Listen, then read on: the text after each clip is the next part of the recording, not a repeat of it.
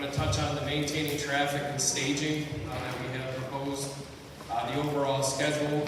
Like Bradley mentioned, we'll go through questions, and then afterwards we'll go back to the open house style. I'll be here so you can approach me afterwards too. So if you have any questions, concerns, comments, please don't hesitate to type in. So just to recap on the purpose and need, I know this has been discussed, but just to revisit this. So we have one of the goals of this project is to address the infrastructure needs, to replace the outdated interchange design, and then to address the deteriorated bridges and roadways. The bridge conditions in Metro Region is a struggle for me in all three counties. I-375 and Wayne County are no exception to that. Part of this project is to address those bridge conditions. I believe the bridge, Gratiot over the DeQuinder Cup was built in 1929, so very dated, obviously deteriorated, so this project will help to address that. Addressing existing and future transportation needs and roadway safety for all users, so this is vehicular and non-vehicular. Improving connectivity to surrounding areas for both vehicles and non-motorized, and then enhance access to enable future development and other placemaking opportunities. So in the design updates that I'm going to cover, we're going to go through the additional non-motorized and pedestrian connectivity, the new boulevard cross-section, what that looks like, the new storm sewer outfall south of Jefferson, and then also I'm going to discuss the interchange modeling of I-375 and I-75. So additional non-motorized and pedestrian connectivity, this is the overall view here. So you can see, I think I have a laser, bike facility in the teal, sidewalks in more of an orange. I want to bring your attention to this bridge. That is a new bridge that will have sidewalk over it. Just didn't make it onto the map. But you can see that there's a lot of connectivity that we're trying to provide across the project extents. So new boulevard design update. You can see on the western side, this is looking north. On the western side of the boulevard is a 14-foot wide sidewalk. That's going to vary, but generally speaking, we're trying to stick to 14 foot. And then you have the boulevard, both southbound lanes and northbound lanes with a median treatment. That is still something that's in the works. We're still working on aesthetics and design of landscaping, so there's certainly more to come with that. You can see a vegetative buffer with some trees there, and then the cycle track and sidewalk. And then everything to the east of that is the excess property, and then the east road, which will have more of a configuration to be determined later. So this is kind of an overlay of what is out there currently. So you can see at the bottom here, this is the existing road bed. Here's northbound, southbound 375, and then you have the two service drives on the outside. So trying to give a graphical illustration of what to expect and how this will look, filling that full width. So decades ago, one of the tactics that cities across the nation were using to help cut costs on construction was to take storm sewer and sanitary sewer and combine them into one pipe. And the idea here was that putting in one pipe instead of paying for two, and rainwater, sewage will all run into the same pipe.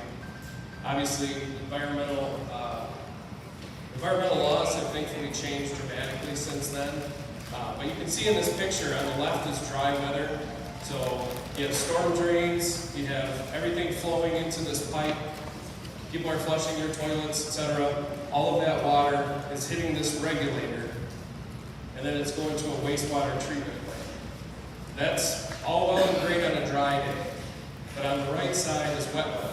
So now you have downspouts, you have manholes that are accumulating rainwater, flushing toilets, all going into that same pipe and hitting that regulator and overwhelming, right? And then it basically goes over the regulator, and then you have some that goes to the river and some goes to the treatment plant. This is not a design that we're permitted to use any longer, so this project will help to separate those two systems. So now when you flush a toilet, or you wash your hands, or you take a shower, that's all going into the same pipe that's dedicated to go right to a wastewater treatment plant. When it rains, all that water is going to go into a storm sewer that's solely for the storm sewer rainwater runoff, and then that discharges to the river. However, before it discharges to the river, we have what's called a hydrodynamic separator. So on the road, right, we accumulate all kinds of things: oil, gas, salt, all kinds of different things that make their way into our storm sewer. So these systems are designed to capture all of those deleterious materials before they can discharge into the river. These are basically glorified manholes, and there's a series of them that we'll have in the project. There's a maintenance schedule. They have to be pumped out annually to ensure that they continue to operate well. But that's one of the aspects of this project that is part of stormwater management. So I want to touch on the framework timeline. Right now, we are right in this between spot, April 22nd and June 26th. So we have a zoning and land use meeting that's coming up here later in June, with the zoning and land use final meeting August, and then final framework in October. And this is being used to basically help shape that excess right of way and how that gets developed or marketed. So going through maintenance and traffic concept and staging updates, we held various listening sessions around the area to basically hear what are your concerns about specifically traffic operations during construction. What's your main concerns? What's something that we need to be aware of? And how can we try to mitigate some of that construction impact? And so during those listening sessions, we heard 6 main takeaway points. First was obviously maintaining access to the business and neighborhoods is vital throughout the project. This is throughout construction. A lot of small businesses, obviously there's large businesses, but it's not our goal to impact those. So we want to make sure that we're doing everything we can to lessen and mitigate that impact. Project impacts on major event traffic, which is already challenging, right? Now we're going to be doing construction through an area, and we're going to have a lot of heavy traffic on special events.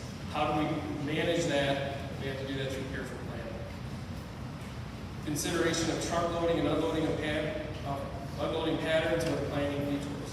And so this kind of goes along with the first point about making sure that we're maintaining access to these businesses, whether they have a loading dock, whether they have truck unloading and unloading in the street, or however it plays out for them, making sure that they are not going to be impacted by this. Ensuring clear, consistent, and timely communication regarding road closures and detours. This is a pet peeve of mine. Nothing frustrates me more than I'm driving along the road and there's a construction closure, lane closure, and I didn't know anything about it. So that is really something we have to hone in on to make sure that whatever our closures are going to be, that they're clear, that they're intentional, and that they're, most importantly, that they're effectively communicated well in advance. Effective wayfinding signage to help pedestrians navigate during construction. When we're driving through construction, we're in our cars and we're not completely safe, right? We are within a metal confine, but when you're walking or you're on a bike or you're on a wheelchair, a completely different story. You're much more vulnerable, and being in a construction zone, it's definitely a safety concern. So we have to make sure that people are able to safely navigate their way through the construction. And then minimize pedestrian detours to ensure adequate lighting, protection, vehicle traffic. Vehicle detours are one thing if you're driving an extra 3 blocks, but if you have to walk an extra 3, 4, or 5 blocks, it's a much different story. So this is something that also we heard during these listening sessions that we have to take into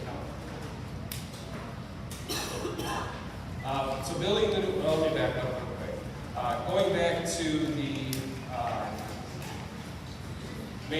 impacts on major event traffic, maintaining access to businesses. I really appreciate DDP as a partner on this project. We've been working with them on construction mitigation impacts and how we can best effectively leverage what they have, their talents, to ensure that we are putting our best foot forward and that we're not impacting businesses if we didn't have their help.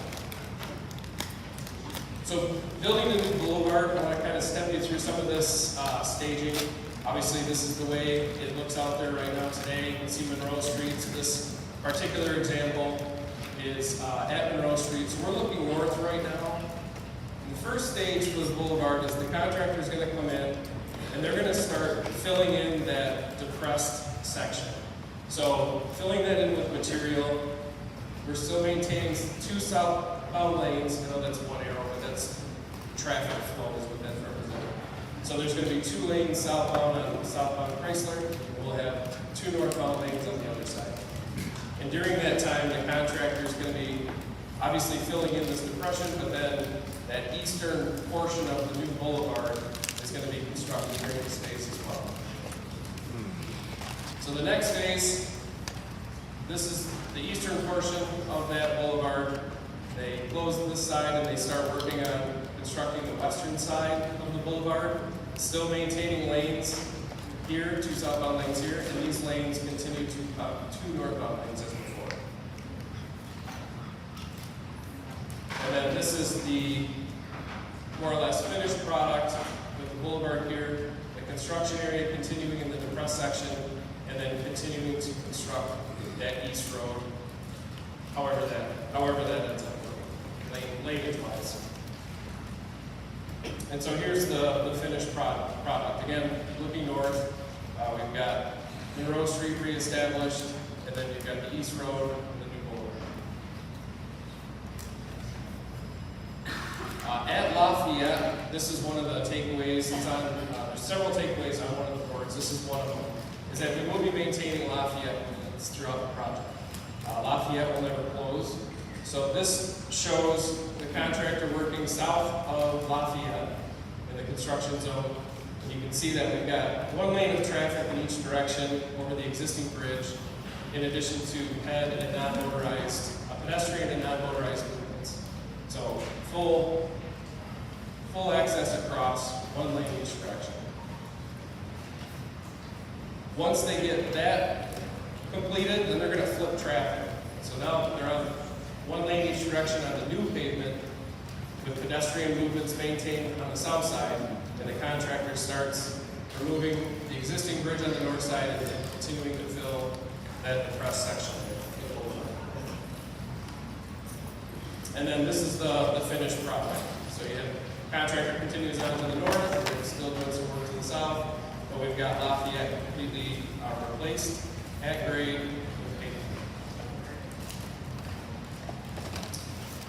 So this slide is going to walk you through a little bit of the schedule.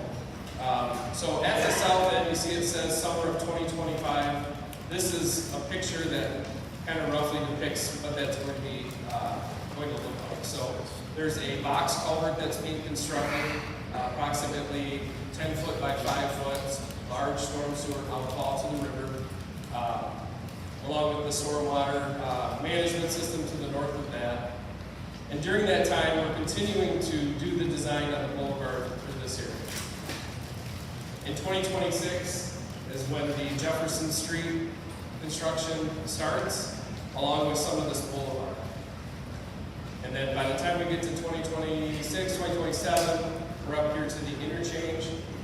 And then 2028, 29 is this finishing product of Gratiot and some of this sprinkle.